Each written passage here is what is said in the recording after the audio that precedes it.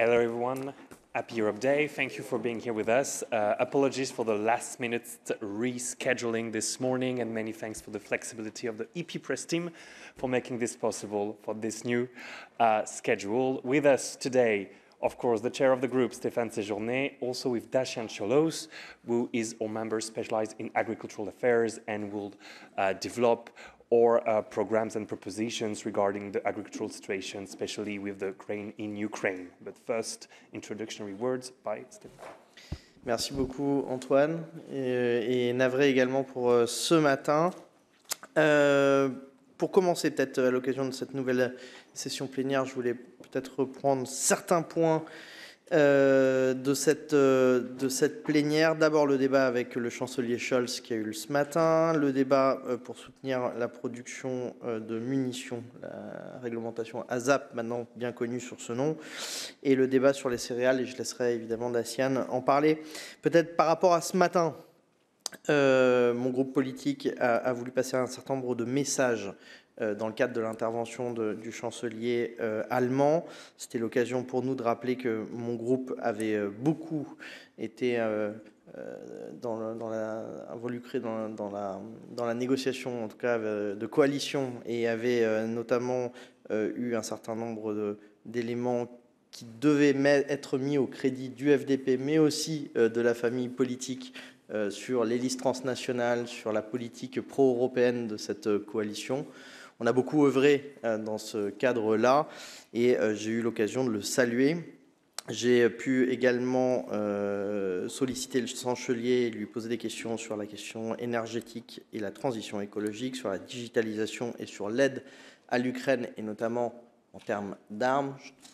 Juste à souligner que mon groupe est très ferme sur la question de l'aide à l'Ukraine. On en parlera sur le volet aussi alimentaire. Mais en tout cas, ce qui concerne le militaire, on a poussé, et les partenaires de la coalition qui sont membres du groupe Renew, le FDP, poussent en ce sens pour que l'Allemagne soit à l'offensive sur cette aide. Je dois vous dire qu'on a été particulièrement attentif aux propositions institutionnelles du chancelier, puisque l'unanimité en matière de politique et des affaires étrangères, liste transnationale, notamment allemande, qui, comme je le disais, était à mettre au crédit du FDP allemand, a été quelque chose qui l'a ressorti là dans le débat, et donc c'est une bonne chose en tout cas pour nous. Pour ce qui concerne la question de la proposition législative sur le soutien de la production de munitions, je tenais à vous dire que nous soutenons évidemment le commissaire Breton. J'ai également eu l'occasion de le dire ce matin dans l'hémicycle, et sa proposition législative que je souhaite saluer, en tout cas qui a le plein soutien de mon groupe politique Renew, et qui demande évidemment, comme le PPE, une procédure accélérée sur cette question. Les Ukrainiens n'ont pas eu le temps et n'auront pas le temps, en tout cas, que nous disposons en termes de procédure législative. Et donc, nous souhaitons que les choses aillent au plus vite possible. Débat sur les céréales ukrainiens, qui sera un débat pour mercredi. Et là, je vais peut-être laisser introduire Dacian. Je veux juste vous dire que le PPE est rentré complètement dans la campagne et essaye de détricoter une partie des propositions de la Commission sur le volet écolo, et que nous, on a la conviction, avec Dacian, avec l'ensemble des membres du groupe Renew, qu'on peut faire alliance entre les problématiques agricoles et les problématiques écolo, qu'il ne faut pas instrumentaliser cette question-là. Et donc, je suis toujours assez inquiet quand les groupes politiques soit vont trop loin, c'est le cas des fois des socialistes et des Verts, et rendre impossible notre capacité de souveraineté européenne sur les questions agroalimentaires, ou quand on jette tout le paquet du Green Deal à la poubelle, de manière assez instrumentale et de manière assez électoraliste, malheureusement. Donc j'estime que mon groupe, en tout cas, a le bon curseur. On doit en partie ce curseur à la team Agri, et donc à l'équipe qui s'occupe de la commission agriculture au groupe Renew, mais aussi à la commission Envie, qui sont deux commissions avec une task force, qui sont deux commissions qui travaillent très bien ensemble et qui sont cas progressive sur ces deux questions. Peut-être Dacian, et puis après je reprendrai éventuellement la parole pour les questions. Thank you, President. So related to the Ukrainian cereals, our political group was vocal for now more than 1 month.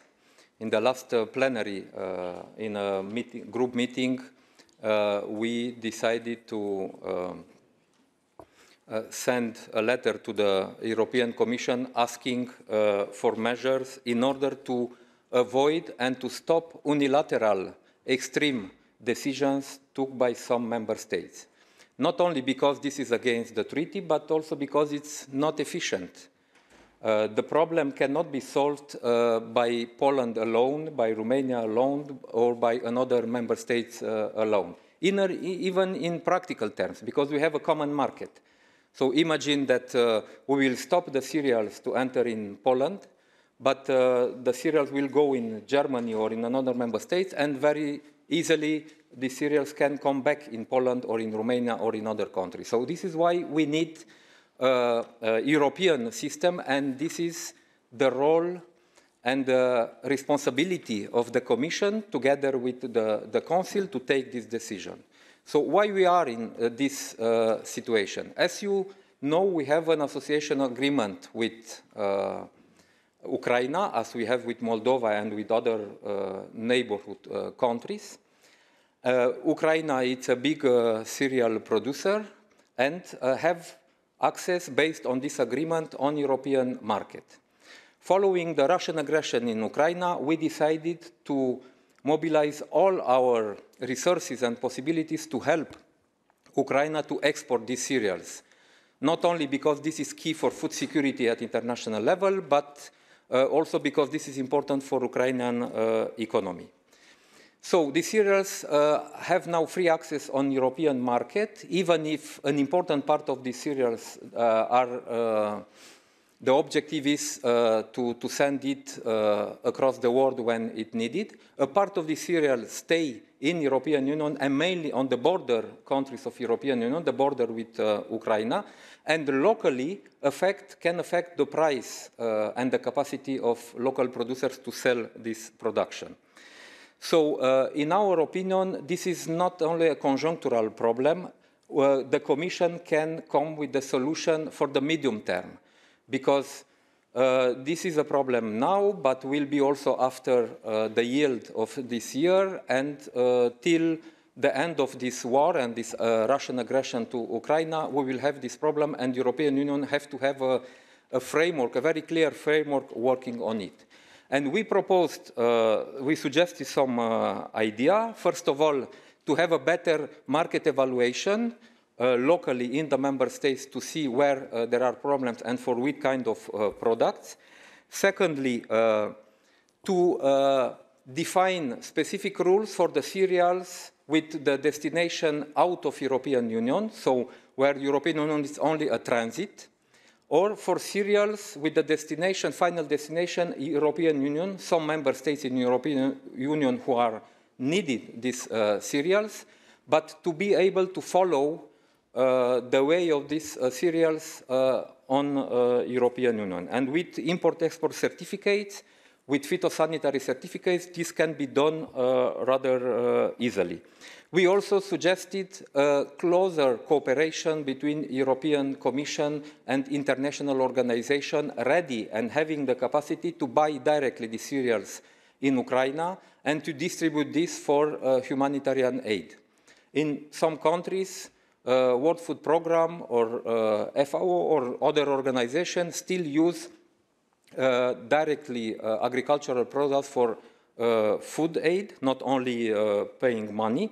And this organization have the capacity to buy the cereals in Ukraine and to be in charge with the transit on the territory of European Union. We also think that we need measure on the medium term, because the problem is not only the impact on the price, but also access to infrastructure, transport infrastructure, and transport capacities. We'll have the harvest in European Union, and you imagine the competition which will be on the trucks, on the trains, on the boats transporting the cereals. So this is why we expect from European Commission to have a task force working together, people from agri, from trade, from transport, from humanitarian aid, in order to have coordinated measures. So this where the message is that our group already transmitted 1 month ago, and we will recall on it tomorrow in the debate in the plenary. Thank you. Is there any question?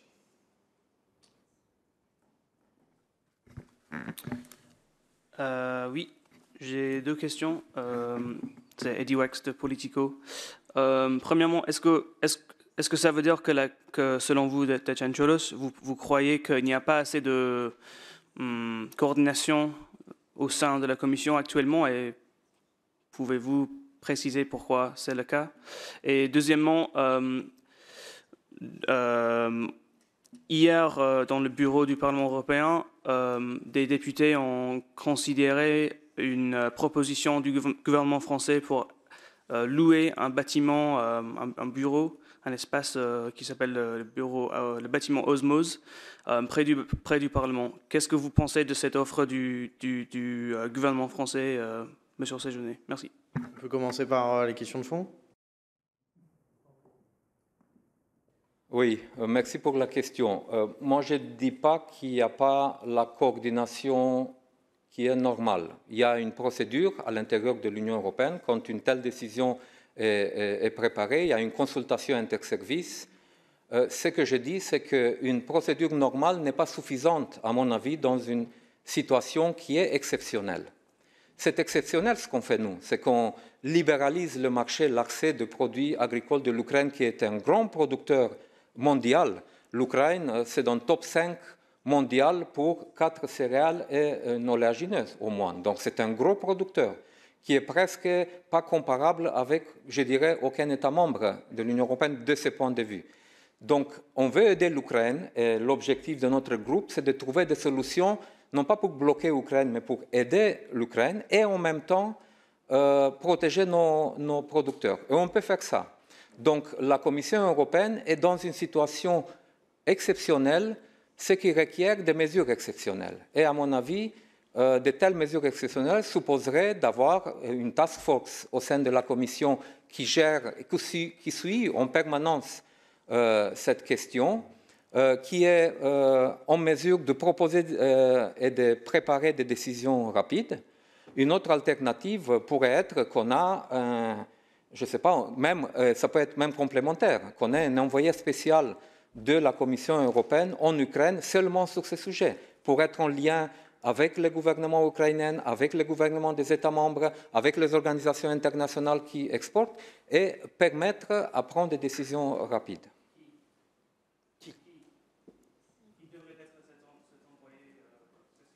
Oh, ben ça, je pense qu'il y a une longue liste. Ce n'est pas des experts qu'on manque, mais c'est de la construction d'un tel cadre, de la prise de conscience qu'un tel outil pourrait nous servir et pourrait nous aider et le mettre en place.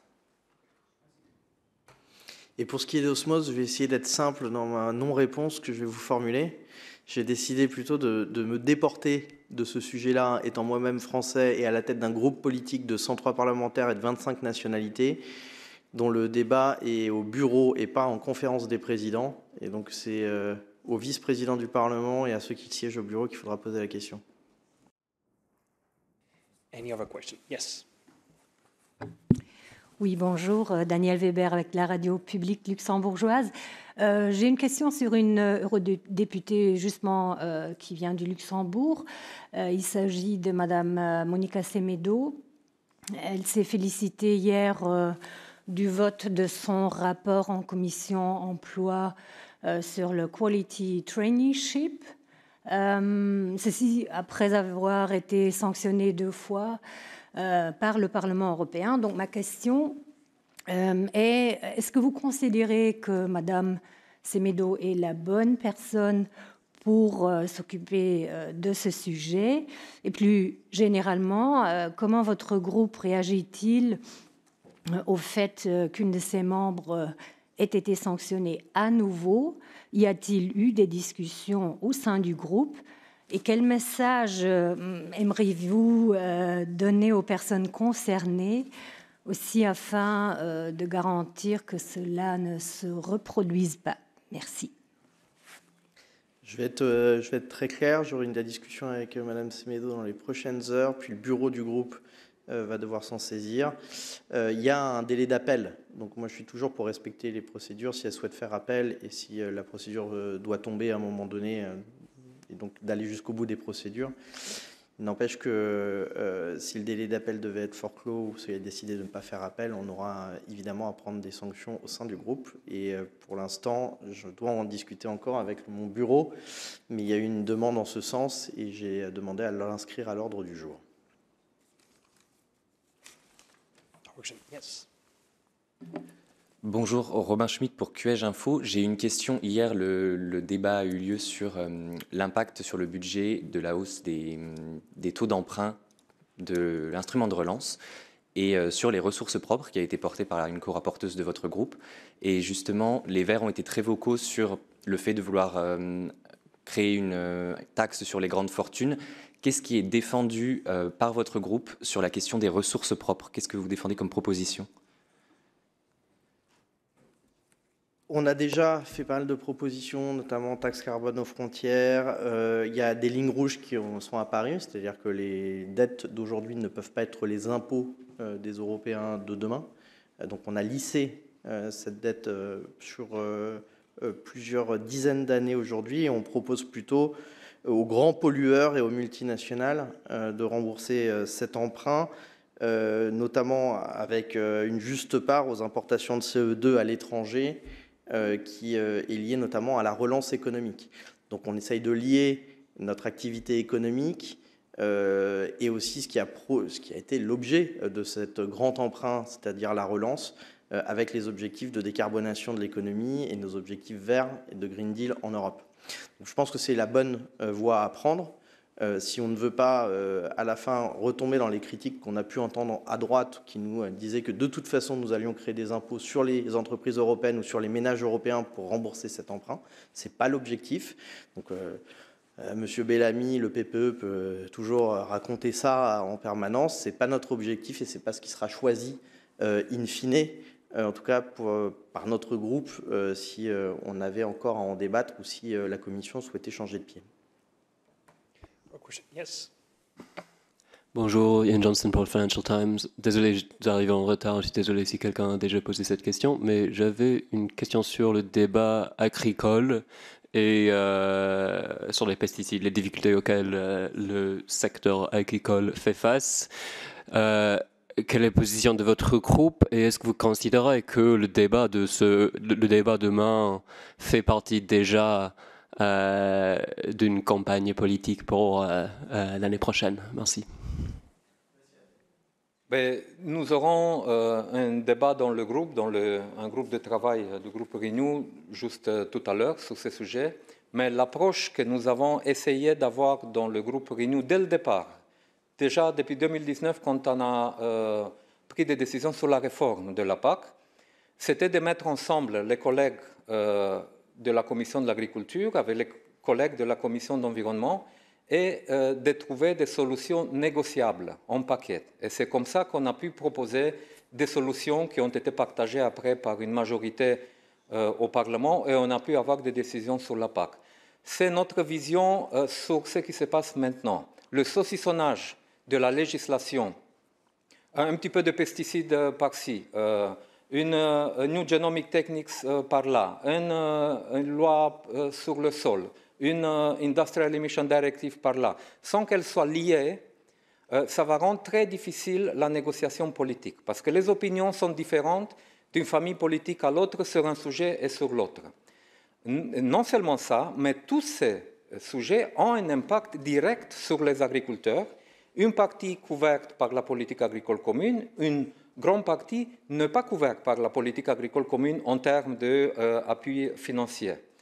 Donc, notre suggestion, ça serait que la Commission se saisisse de cette difficulté pour elle de négocier. On a attiré l'attention depuis déjà un moment que cette approche sectorielle, approche silo dans la Commission va rendre difficile les négociations au Parlement où nous sommes des groupes politiques et nous devons construire des majorités. Nous, on ne peut pas imposer, parce qu'on est un grand chef à la Commission, et imposer aux autres commissaires d'accepter dans la consultation interservice quelque chose. Voilà, on a déplacé le problème ici.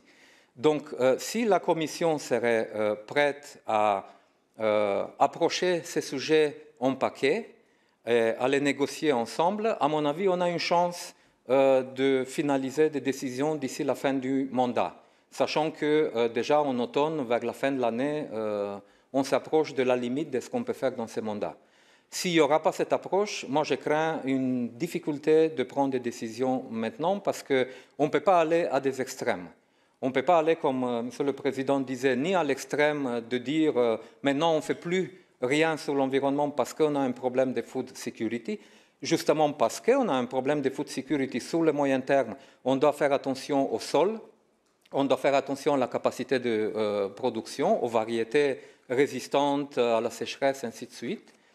Mais on ne peut pas non plus faire semblant que rien ne s'est passé et qu'on peut aller avec la même vision législative qu'on avait en 2019, en 2020, maintenant quand il y a des inquiétudes sur le marché. Vous le savez que les perturbations, les déséquilibres sur le marché viennent souvent de l'émotion et des comportements des gens, pas seulement de quantité. Donc, si on crée cette impression qu'on n'aura pas la capacité de produire, on risque des perturbations sur le marché qui vont nous coûter très cher. Donc voilà, notre groupe a toujours été au centre non seulement de l'échiquier politique, mais aussi dans la façon d'approcher de tels sujets sensibles. Thank you very much. That's all for us today, and see you in the plenary in June.